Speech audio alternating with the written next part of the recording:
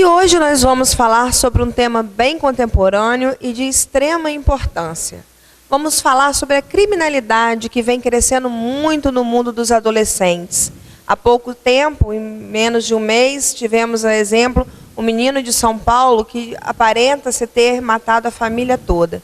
E para conversarmos sobre esse assunto, ninguém melhor do que a nossa psicóloga, professora Dura Ferrer. Tudo bem, Dura? Tudo bem, Moema. Prazer estar com você. Prazer é todo nosso aqui da TVI. Dura, enquanto psicóloga, o que você acha que leva esses adolescentes a cometerem crimes tão bárbaros assim? Uma série de fatores que pode estar contribuindo para o desenvolvimento dessa criminalidade que não é tão de agora, né? Se você for ver na história, tem vários casos de adolescentes praticando. O que nos chocou foi o caso Marcelo, por ser um menino de 13 anos. E ele já está com determinado tipo de comportamento, como inclusive dirigir o carro da família. Isso é algo para ficar, nos chamar a atenção, né? Um comportamento de um adulto dado por um adolescente de 13 anos, inclusive infringindo as nossas leis. Então, nós temos que parar e ver, será que com pais vocês não estão permitindo os seus próprios filhos irem contra as próprias leis? As leis existem para ser cumpridas. E um fator que eu coloco é permitir tudo para agradar o seu filho. Não podemos permitir tudo, existe o limite. O limite é saudável. O não dito com propriedade, ele vale muito mais do que sim. Isso que os pais precisam entender, que são filhos dele e não é ele. Porque muitas vezes os pais mudam de lugar e ficam no lugar do filho e quer dizer para eles o que ele gostaria de ouvir. E aí se tornam permissivos. É a minha maneira de observar o mundo, Moema. E você tocou num fato muito importante que havia me chamado a atenção também. Esse menino, ele dirigiu por 5 quilômetros o carro. Então, percebe-se que ele já tinha o hábito de dirigir. Sim. E como nós vemos na nossa cidade, pais achando bonito os filhos pegarem os carros jovens. Você está incentivando o desrespeito às leis. E as leis, elas são para ser cumpridas. Tem vários tipos de leis. E essa é uma delas. Você vai invadir, tornar em risco também a vida de outras pessoas sem ter responsabilidade. Nós temos nos deparado com vários acontecimentos de acidentes feitos por adolescentes também, não mortes, né? Sempre no desrespeito. E hoje, Dura, nós vivemos um mundo de alta tecnologia. Esses adolescentes, eles estão muito voltados tanto para as redes sociais, mas como também para jogos. Jogos muitas vezes assim muito fortes, agressivos. Você acha que isso pode também estar ajudando esse jovem a sair um pouco da sua realidade? É tudo como é conduzido esse adolescente. Eu digo, esse núcleo familiar, como isso é inserido, de que forma esses pais lidam, né? Os irmãos, os pais, os parentes lidam com esses jogos, com essa tecnologia. A tecnologia que seja bem-vinda. Ela nos faz muito bem. Ela não pode ser a vilã de tudo. Agora, ela precisa ser bem utilizada. E como esses pais utilizam, como esses pais permitem esses filhos nessas redes sociais, se há um controle ou tudo é permitido. Não é tudo permitido para um adolescente. Acabei de falar que existem leis, existem regras que os adolescentes precisam cumpri-las. Então, precisa saber como está sendo conduzido esses jogos. De repente, até um jogo desse de guerra, o pai está com o filho, está mostrando para ele num processo educativo, nossa, esse jogo, ele dando explicação, não simplesmente permitindo, porque não adianta proibir. Nós sabemos que proibir não constrói nada, existe sim explicar. Você tem que se dizer sempre para um adolescente ou para uma criança o porquê daquilo. Não é não porque não. É um não com esclarecimento, um não construtivo, um não porque não leva nada e leva ele fazer escondido. Isso não é saudável. Nada escondido é saudável. E a gente começa a perceber que existiam sinais. A gente estudando o caso do Marcelo, lendo sobre o caso do Marcelo, eu fiquei sabendo de um post que ele colocou numa rede social antes de morrer, do massacre que houve nos Estados Unidos, se não me falha a memória, em 72, em que um filho matou o pai, matou a mãe, e depois foi no bar da esquina. Encontra um menino de 13 anos também. Então a gente tem que passar a observar esses sinais. Quais os sinais que os pais hoje devem ter mais cuidados a observar no adolescente? O caso Marcelo, eu estava lendo um material postado, onde o Guido Paloma, que é um dos maiores psiquiatras forenses desse país, ele estava dizendo que houve uma ruptura da consciência dele. Isso pode acontecer. Ele tinha uma doença degenerativa, tomava uma série de comportamento, e pode ter acontecido. Seria, por exemplo, foi um caso patológico, foi um caso psicopatológico, que houve aquele rompimento, ele acredita que sim, ele fez tudo nesse rompimento, e ele dorme nesse carro, ele tem todos aqueles passos que nós já sabemos do caso Marcelo, mas que depois, quando ele recupera a consciência, porque ele tem, a cena foi mostrada que ele estava chorando e com cabelos da própria mãe. Então, ele se desespera quando ele recupera a consciência.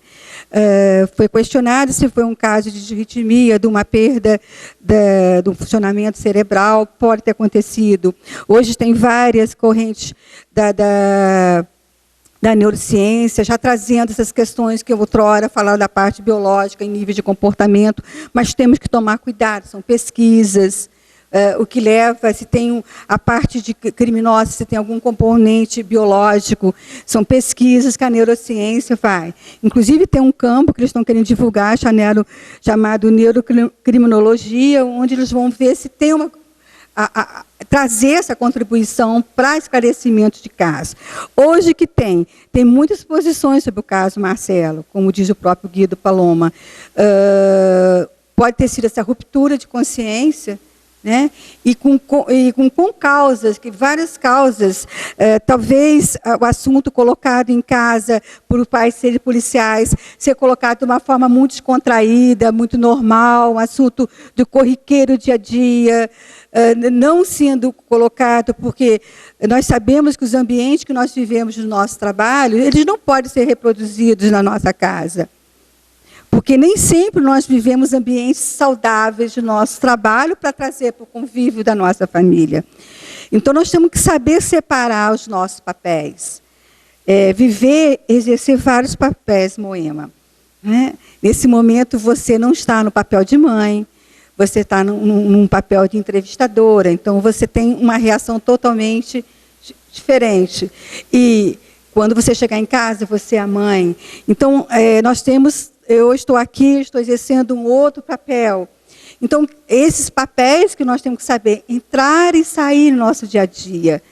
Não podemos toda hora, se eu sou uma líder extremamente arrogante, exigente, e preciso naquele comando ser assim, vou chegar em casa e vou exercer esse mesmo papel. Né? Em casa, saber como está o clima da casa, o diálogo é importante. Sei que é difícil lidar com o adolescente. O adolescente, ele é questionador. O adolescente, ele está também muito confuso. Uma série de mudanças está acontecendo no corpo dele também. Né? Ele não está muito bem situado entre... ele está num estágio que ele não é adulto, ele não é mais infantil. Então, esse lugar dele na nossa sociedade é muito conturbado. E nós não paramos para pensar. Talvez nós exigimos muito deles também, cobranças que eles não podem nos dar respostas. E nós, no nosso lugar de adulto, queremos, às vezes, respostas tremendamente elaboradas. E somos cruéis, até nas nossas perguntas, nas nossas colocações, nas nossas cobranças. Isso nós temos que começar a rever como está a dinâmica da nossa casa. Né? você vai dizer, mas Dura, hoje os lares eles são bem diferentes. Com certeza você ia me perguntar sobre isso. Sim, mães exercendo papel de pai, de mãe, pais exercendo papéis de mães, e filhos ser criados. Mas é uma família. Essa dinâmica precisa ser analisada. Então, para que possa ser criado esse modelo específico para essa família, né? Eu acredito assim. O que a gente já vem dizendo, vem ouvindo muito, o elo, a família não pode deixar de estar presente, porque é ali que tudo acontece, é onde tudo se fortalece, ou não. Né? Sim, é como essa família vai lidar com essas novidades, como essa família quer esse novo, como essa família preparar essa escuta. Essa semana, uma amiga minha me procurou.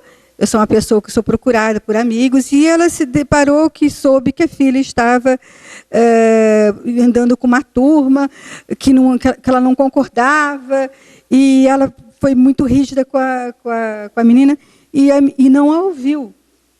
Então, o primeiro passo é ouvir o seu filho, deixar ele falar. Trabalhar o que a gente fala de uma escuta.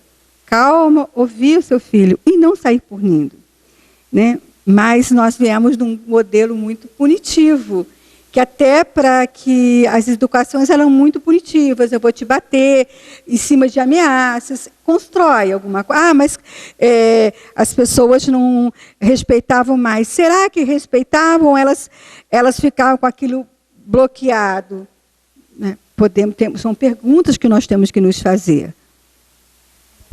Esses bloqueios, certamente, todos nós acho que guardamos muito deles dentro de nós, porque quando você acaba sendo muito monitorado e muito preso, sem poder dar uma resposta, o adolescente quer dar resposta. Sim, e você vê que vai acontecer, e começa a ficar as incoerências, porque nós estamos querendo adultos críticos e reflexivos. Olha que coisa interessante, né? As universidades têm que formar profissionais, tem que ter profissionais críticos e reflexivos. Com isso, eles vão ter que ter alunos críticos e reflexivos. Como eles vão ser críticos e reflexivos num lar que ele não pode questionar? Se ele chega dentro da nova pedagogia, né? Sou professora também, e que nos fascina são as perguntas, porque o saber é construído, né? O saber ele é construído a todo momento, como está sendo construído nesse exato momento. Eu não estou com nada pronto e você não está com nada pronto. É aí que está a coisa sendo construída. Pode ter falhas, sim, mas está sendo construída. O importante é que ela esteja sendo construída é que, se ele não tem esse treinamento em casa, como ele vai ser um aluno crítico e reflexivo? Se os professores estão querendo isso, e as universidades estão querendo, é uma coisa para nós começarmos a exercitar isso dentro de casa. Não, a fala é minha e acabou. Não, o seu filho tem muita coisa para contribuir a você. Com certeza. Eu nunca, jamais vou me esquecer do meu filho, que hoje tem 17 anos, fez ontem, quando ele estava ainda no pré, no jardim, e ele me perguntou alguma coisa, eu respondi não. Mas por que não? Eu falei, não, por que não? Ele falou assim, minha professora falou que não existe não porque não. Não tem que ter uma resposta. Sim, e tem que ter uma explicação. Uma explicação. Mas nós falamos não porque é cômodo. E acabou, e mostramos a nossa força, o nosso poder. Será que é assim que você vai construir um lar mais democrático, onde a palavra, onde impera a escuta, a fala? Não sei. Isso são questionamentos para ficar para as pessoas dentro de casa, para elas reverem, né, a maneira de como estão conduzindo. Muito interessante, se nós pegarmos uma sociedade primitiva, me lembro que na psicologia da adolescência, eu estudei lá na formação, deixa eu colocar para vocês, há 38 anos atrás, né?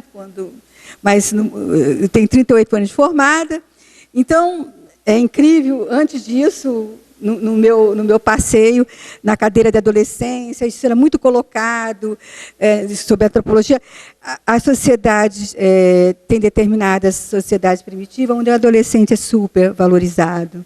E Samoa era uma dessas, onde o adolescente ele trazia o primeiro alimento para ser compartilhado para a família. Olha que coisa bonita. Ele pescava e, a partir daquela inauguração dele da adolescência, ele iria compartilhar o alimento, que é um dom de amor.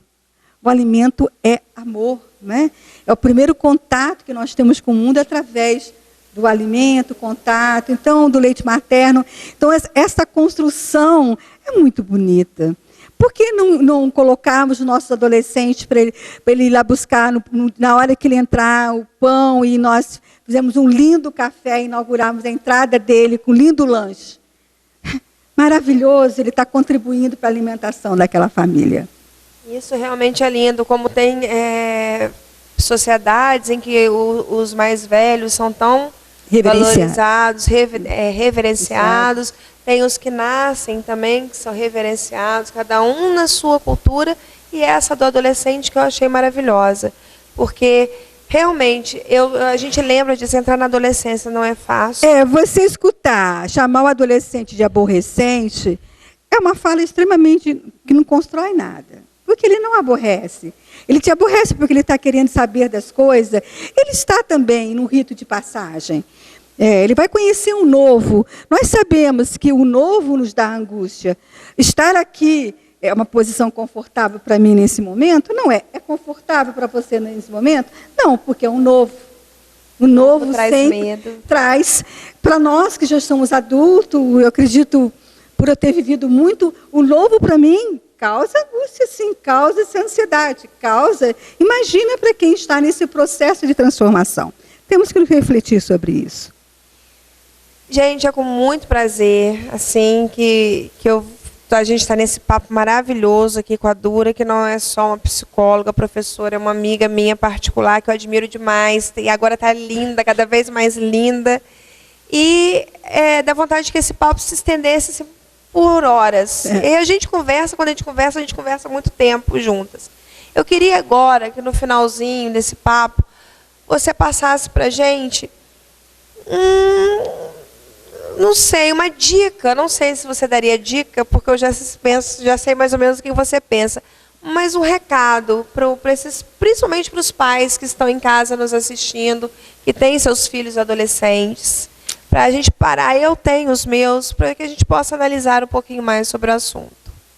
Bem, mãe, foi muito interessante que você me convidou, e hoje pela manhã eu havia postado um pensamento do Jung.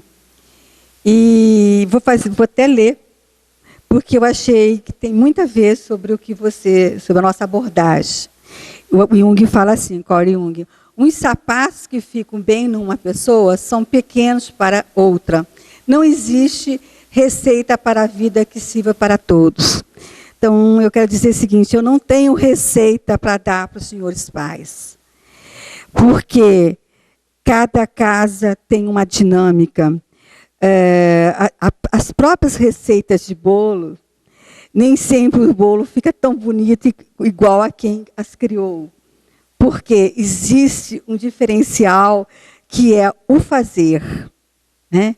Então, esse pensamento de Jung, ele caiu muito bem sobre o nosso momento agora. Eu não estou aqui para dar receitas de bolo. Simplesmente mandar vocês verem os ingredientes que estão na casa de vocês e usá-los da melhor maneira possível. E o maior ingrediente que tem numa relação familiar é o amor. É o amor. A coerência da fala é um ingrediente. Saber falar no momento próprio é um dos ingredientes. Porque se você está irritado, pede desculpa ao filho, mas se você pode dar a resposta daqui a pouco, mas não dá resposta em momentos de altas emoções. Porque você se perde nesse caminho e talvez possa ambos sair feridos. Então, o que é a melhor receita? É não deixar ver videogames. Não, se ele não tirar nota boas, eu vou tirar tudo que ele gosta. Será que esse modelo é adequado atualmente? Ah, mas eu fui criado assim, eu vou repetir a criação do meu pai. Será que a criação sua não foi num outro contexto, numa outra época, com menos informações, não tinha redes sociais tão atuantes, não haveria esse falar, esse chorar tão rápido? Então, repetir modelos, como eu acabei de falar, era de acordo, seu pai era casado com uma outra mulher, ou você... a sua mãe era casada com outro homem, são pessoas diferentes. O que eu quero dizer é o seguinte: crie o seu próprio modelo de família, o seu próprio modelo de casamento. O que funciona no casamento pode não funcionar no seu. Essa dinâmica tem que ser construída e não imitada, copiada, né? Porque faz tudo parte da história dessas pessoas. Como elas nasceram, todo mundo traz uma história. Essa história está indo habitar, né, no mesmo lar. Cada um com a sua história e com esses ingredientes, que vai ser formada uma nova família. Acredito que essa seja a minha dica. Com certeza é uma dica das mais interessantes e belas que eu já ouvi até hoje. Juntando-se todos os ingredientes com amor, não tem como dar outra coisa que não seja um bom fruto. Fruto daquele que a gente colhe lá na árvore e tem prazer. Sim, e tempo, não é? Nós não podemos querer que as coisas sejam rápidas, há todo um processo. Eu acabei de falar de um rito para que aconteça. Você querer queimar uma fase de uma adolescência, como o caso que nós falamos agora à tarde, 13 anos de dirigir, isso é de um adulto. Ele vai ser um adulto precoce. Se nós pararmos para pensar, cada dia que passa, as crianças estão ficando precocemente adultas e estão perdendo o encanto, que é a adolescência, que são essas fases, né, que a gente vai ver gravidez chegando na adolescência, que eram para vir numa tarde maior. Depois, para essa adolescente lidar com esse filho, ela está numa fase que é difícil de entender, porque ela também queria ser entendida. Então, esses mecanismos que nós precisamos compreender, Moema, penso eu. Então, eu só mais uma vez te agradeço essa presença Obrigada. Linda aqui na TVI com a gente, a Dura, que só nos acrescenta.